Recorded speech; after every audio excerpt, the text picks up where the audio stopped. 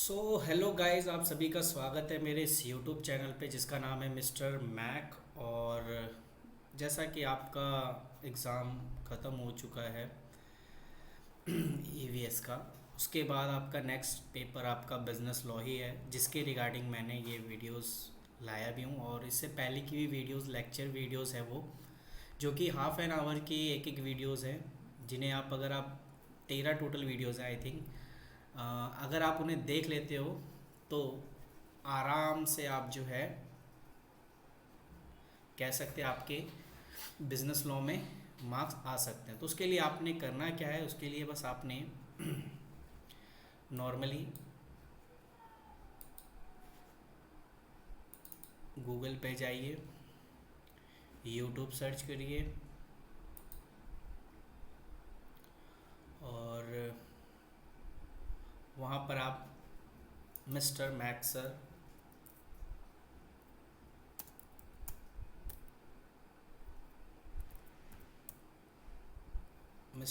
Sir classes आप डाल दीजिए।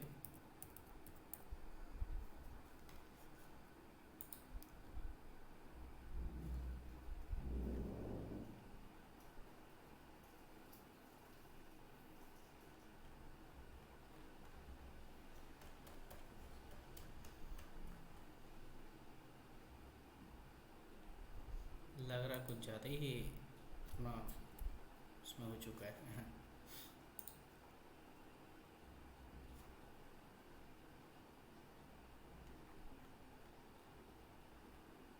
खैर ऑलरेडी मेरी आईडी ओपन है तो ऑब्वियसली मैं इसमें इतना नहीं। आप मिस्टर मैक्स सर क्लासेस डाल दीजिए और जैसे ही आप मिस्टर मैक्स सर क्लासेस डालेंगे आपके सामने ये पेज ओपन हो जाएगा। ठीक है, और जैसे ही ये पेज आपका ओपन हो जाएगा तो आपने प्लेलिस्ट में जाना है और प्लेलिस्ट में आप जो है बिज़नेस लॉ से रिलेटेड वीडियो देख सकते हैं। यहाँ टोटल आपके 13 वीडियोज़ हैं। ठीक है, तो आपको दिक्कत नहीं आएगी, मैंने पूरी वीडियो यहाँ पर अपलोड कर रखी है ताकि आपको अच्छे से तैयारी हो सके। तो मेरा जो ये था मेन मोटिव आपको ये बताना कौन सी चीज़ें आपको कहाँ मिलेंगी। अब आते हैं अपने मेन मुद्दे पे जिसके लिए प्रॉपर ये है। चलिए, तो जैसा कि सभी बच्चों को ये लगता है कि प्रीवियस ईयर का क्वेश्चन पेपर करने से कहीं ना कहीं वो अटैम्प्ट कर सकते हैं 5 में से 3 या 4। बट दिक्कत ये है कि प्रीवियस ईयर के क्वेश्चंस पेपर आपको कहाँ मिलेंगे, कैसे मिलेंगे, ये भी एक जो है सबसे बड़ी दिक्कत है। तो कोई इशू नहीं है, ये आपके सामने क्वेश्चन पेपर है। ठीक है, जो कि बहुत ही इम्पोर्टेंट क्वेश्चन पेपर है और हो सका इसमें से आपके 3 से 4 क्वेश्चन, टोटल 5 क्वेश्चन आने, 3 से 4 क्वेश्चन आपके फंस सकते हैं अगर आप ढंग से करोगे तो मेरा काम ये है कि आपको इसके क्वेश्चन पेपर को एक्सप्लेन करना और ये आंसर कहाँ पर दिया हुआ है वो भी मैं आपको पीडीएफ में दिखा दूंगा। तो चलिए ज़्यादा देर ना करते हैं, अपने उस चीज़ पे आते हैं जिनके लिए ये वीडियो। तो ये 5, अब कह सकते हो कि अगर आपके पास 10 ईयर है तो 5 साल के क्वेश्चन पेपर इनफ है आपके लिए। बट मैं यहाँ पे 2 साल के क्वेश्चन पेपर को शो कर रहा हूँ ताकि आपको जो है हेल्पफुल मिल जाए। तो चलिए देखते हैं इसमें कौन सा क्वेश्चन जो है पूछा गया है ज़्यादातर, जो कि एग्ज़ाम के पॉइंट ऑफ व्यू से इम्पोर्टेंट है। तो ये है आपका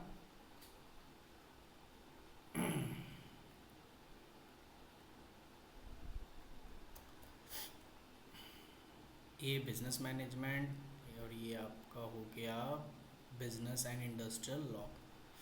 तो इसमें आपके कुछ टर्म्स हैं कि ये आप जो है टर्म्स आप अपने इसमें हाईलाइट कर लो। वेजेस किसे कहते हैं, इंडस्ट्रियल एंड अडल्ट इस्टेब्लिशमेंट, ये आपको एक्सप्लेन करना है अकॉर्डिंग टू वेजेस एक्ट। ठीक है ना, तो अगर आप हिंदी में हैं तो आप हिंदी का ये देख सकते हो जिसमें ये शो हो रखा है। ठीक है, ओके। उसके बाद इसमें जो है आपका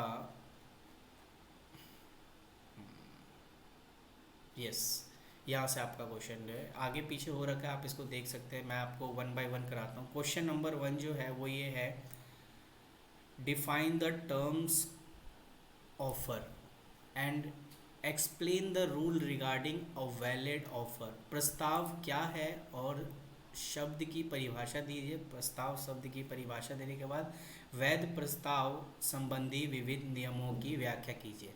अब आपको ये क्वेश्चंस अगर नहीं आते हैं तो आपके पास दो ऑप्शन है। नंबर वन, या तो आप मेरे प्लेलिस्ट में जाके इसके बारे में पूरे डिटेल से पढ़ लीजिए, और अगर आपने पढ़ रखा है, आप इसके नोट्स बनाना चाहते हैं, तो आपके पास अगर एसओएल की बुक पड़ी हुई है तो बस आपको एसओएल की बुक में ऑफ़र वाले चैप्टर में चले जाना है। अब ये ऑफ़र वाला चैप्टर कहाँ है, मेरे को इसमें ढूंढने में थोड़ा सा वक्त लगेगा, वेट।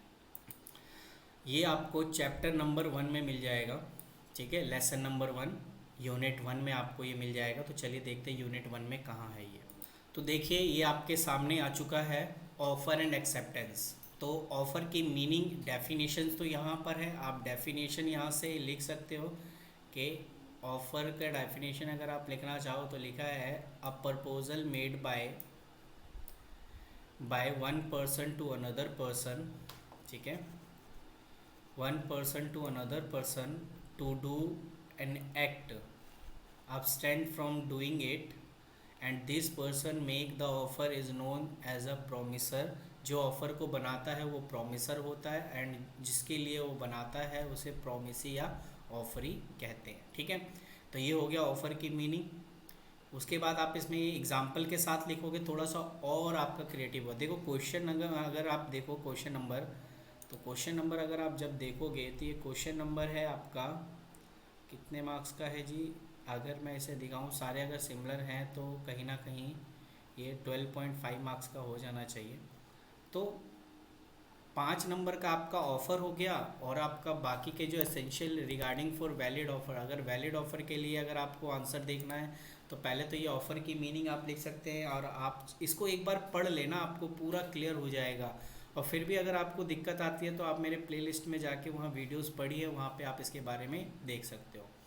उसके बाद जैसे ही आप ऑफ़र की मीनिंग लिखोगे तो इसमें वैलिड ऑफ़र भी लिखा हुआ होगा कि एक वैलिड ऑफ़र के लिए क्या क्या चीज़, ये रहा।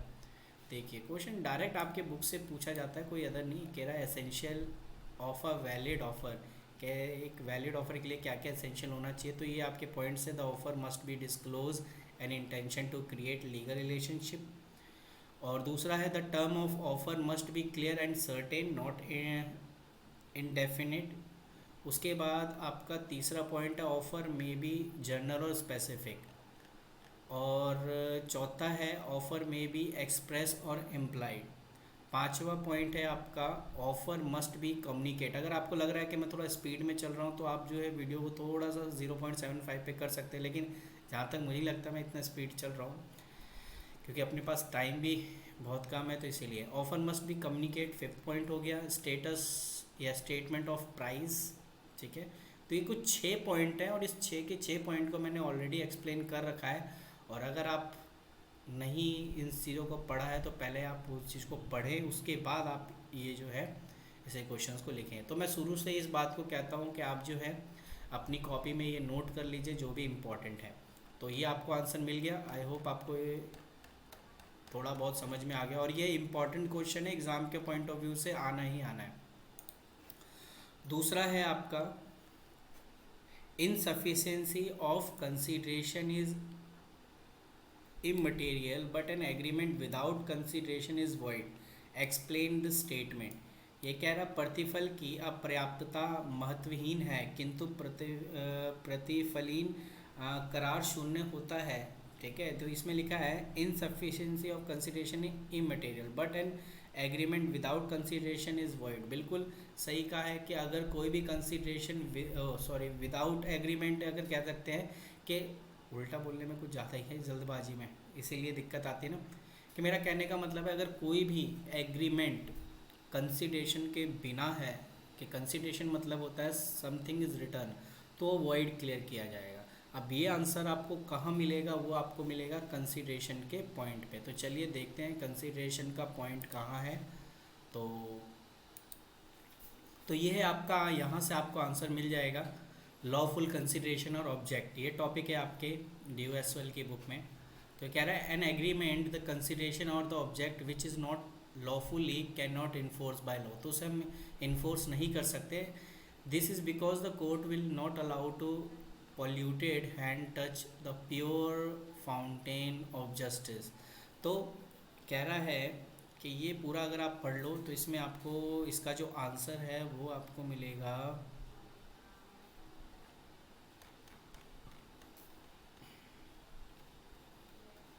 ये आप यहाँ से ये पॉइंट 1, पॉइंट नंबर 2 इसके एग्जाम्पल के साथ, point number 3, point number 4 with example, और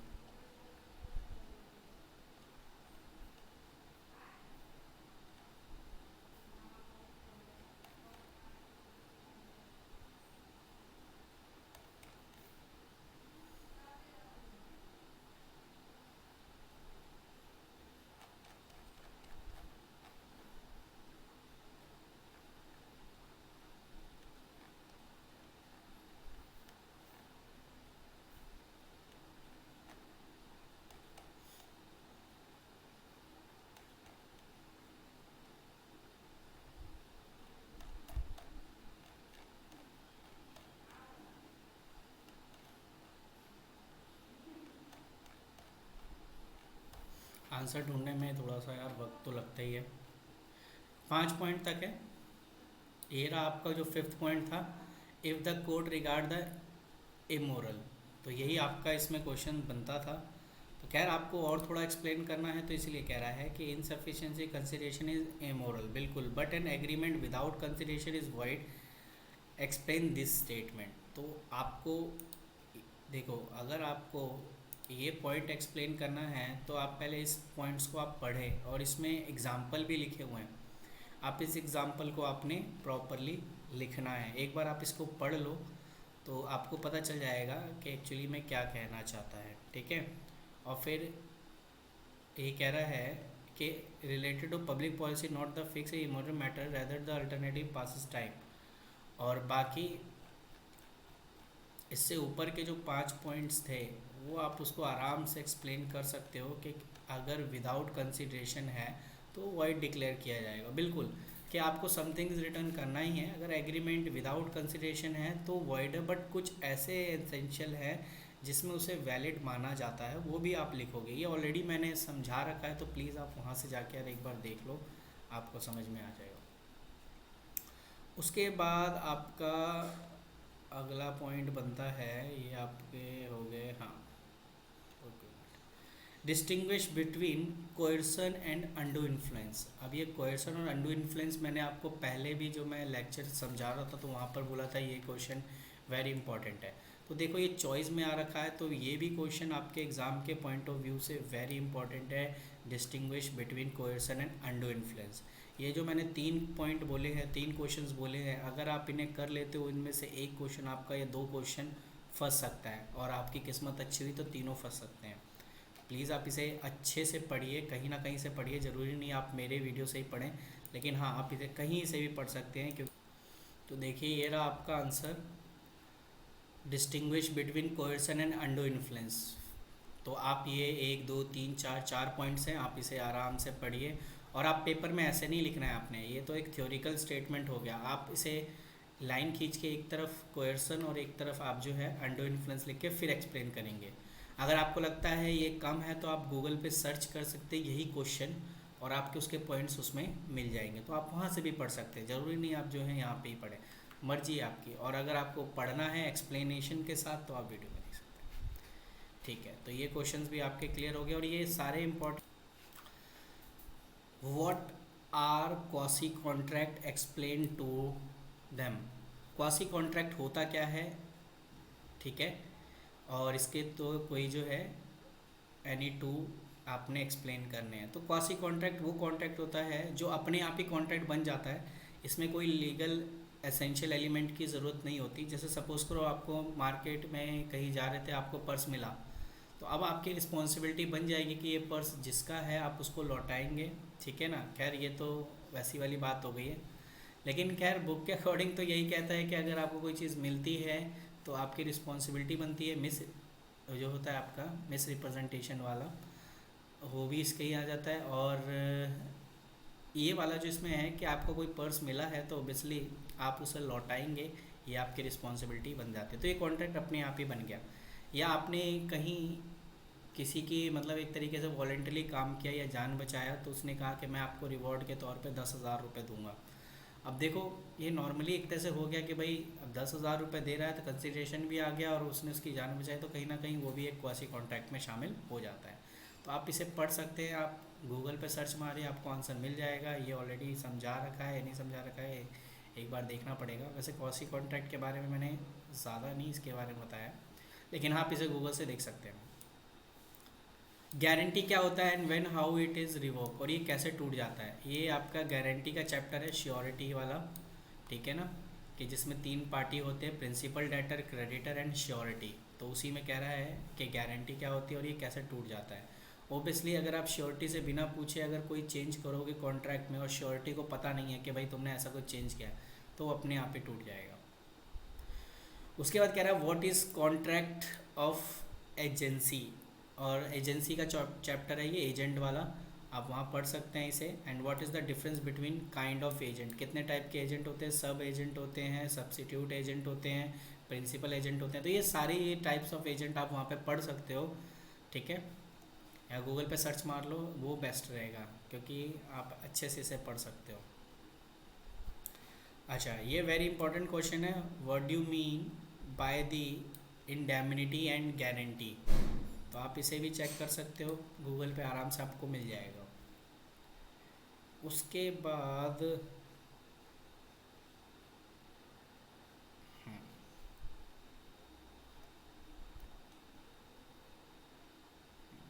ठीक है, ठीक है, और भी है क्या, 2 3 5, थर्ड क्वेश्चन 2 तक तो हो गया, हाँ थर्ड ये रहा थर्ड क्वेश्चन।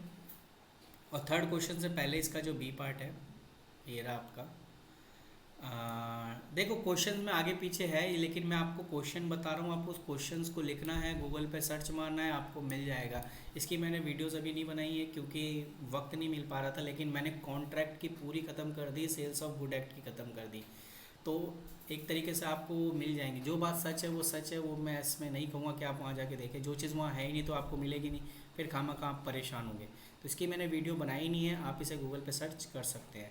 तो define the term agent and principal, agent कौन होता है, प्रिंसिपल कौन होता है, इसके बारे में आप जो है एक्सप्लेन करेंगे। और discuss the general rule of agency, तो एजेंसी के क्या जनरल रूल्स होते हैं ये भी आप, तो आपने डिट्टो ये क्वेश्चन गूगल पे सर्च मारे, आपको आंसर मिल जाएगा। उसके बाद क्वेश्चन नंबर 3 कह रहा है defined the term of sale and agreement of sale. ये मैंने अभी रिसेंटली एक वीडियो डाली है, उसमें ऑलरेडी मैंने ये बताया था कि ये क्वेश्चन इंपॉर्टेंट है, ऑब्वियसली आया हुआ क्वेश्चन है, ठीक है। तो आपको ये यहाँ पे मिल गया है, तो आप इसे आराम से यहाँ पे कर सकते हैं। उसके बाद डिफाइंड द पार्टनरशिप क्या होता है and what are the essential element of partnership. लो जी, कि पार्टनरशिप क्या हो रहा है, क्या कह सकते हैं, पार्टनरशिप किसे कहते हैं और इसके क्या एलिमेंट है। तो ये मैं एलएलपी की वीडियो कल डालूँगा, तो उसमें आपको आराम से मिल जाएगा, ठीक है। तो ये भी आप क्वेश्चन अपनी कॉपी, अभी पहले आप कॉपी में नोट कर लो, कुछ कुछ क्वेश्चंस की मैं आपको एक्सप्लेनेशन दे दूंगा वीडियोस में, और कुछ आप गूगल पे सर्च मार सकते हैं। तो उससे पहले आप इसे क्वेश्चंस को अपनी कॉपी में नोट करना है। तो पार्टनरशिप क्या होता है, जब 2 या 2 से अधिक लोग किसी कंपनी में या बिजनेस में इन्वॉल्व होते हैं और उनमें होने वाले प्रॉफिट लॉस को आपस में बांट लेते हैं, उनको हम कहते हैं पार्टनर। और पार्टनर एसेंशियल एलिमेंट में क्या है कि कम से कम मिनिमम 2 पार्टी होनी चाहिए, ठीक है। तो ये सारी टर्म्स एंड उसमें मेंशन होते हैं। तो उसमें उसके बाद इसी का जो है अब ये define the term of goods, ये भी मैंने ऑलरेडी, मुझे लगा नहीं था कि ऐसे क्वेश्चंस भी पूछेंगे, लेकिन हाँ मेरे को लग रहा था कि ये इम्पोर्टेंट है, इसीलिए मैंने सेल्स ऑफ गुड एक्ट में एक तो सेल और एग्रीमेंट का और टर्म्स ऑफ गुड का, ये ऑलरेडी मैंने उसमें एक्सप्लेन कर दिया है। आई होप ये यहाँ पे आ भी चुका है, तो इसीलिए मैं थोड़ा सा खुश भी हूँ कि भाई चलो बढ़िया है कि कुछ तो आया, ठीक है। तो आपको वहाँ पे आपको ये वीडियो मिल जाएगी सेल्स ऑफ गुड एक्ट की, वहाँ से आप अच्छे से पढ़ सकते हैं, वरना आपको भी पता है गूगल बाबा जिंदाबाद।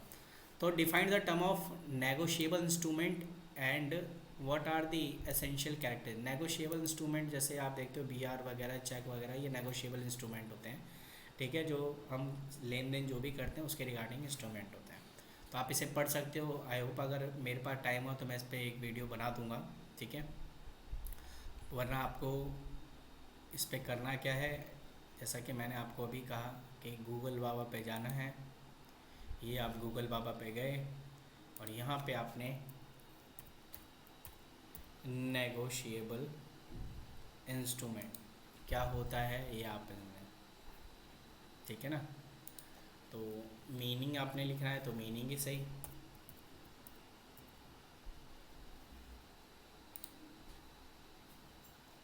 तो वैसे यहाँ पर भी आप देख रहे हो पिक वगैरह लिखा हुआ है, तो आप यहाँ इसमें देख सकते हो what is the negotiable instrument. तो कह रहा है इसका answer, a negotiable instrument is a sign document that promise a sum payment specific person और अ साइन, ठीक है ना। मैंने आपको बोला था ना, एक तरीके से ये साइन डॉक्यूमेंट होता है जो ये प्रॉमिस करता है कि मैं ये अमाउंट जो भी वो पे करना चाहता है वो सामने वाले को एक स्पेसिफिक टाइम पीरियड के अंदर पे कर देगा। सबको नहीं, जिससे उसने सामान खरीदा है, ठीक है ना। तो उसी को एक तरीके से इसमें कहते हैं। तो वाउचर भी as a part of this में शामिल होता है, ठीक है ना। तो चेक वगैरह पे भी आप देखते हो कि चेक पे जिसका नाम लिखा होता है वो स्पेसिफिक पर्सन, सिर्फ उसी को या उसी के अकाउंट में पैसे जाएंगे, तो ये आपको मिलता है। तो आप ये ऐसे करके आप सर्च कर सकते हो। और साथ साथ उसमें क्या पूछा था, उसमें पूछा था कि what are the essential characteristic. तो आप कैरेक्टरिस्टिक भी आप पर देखना चाहते हो तो कैरेक्टर फीचर्स में आप देख सकते हैं। हम्म,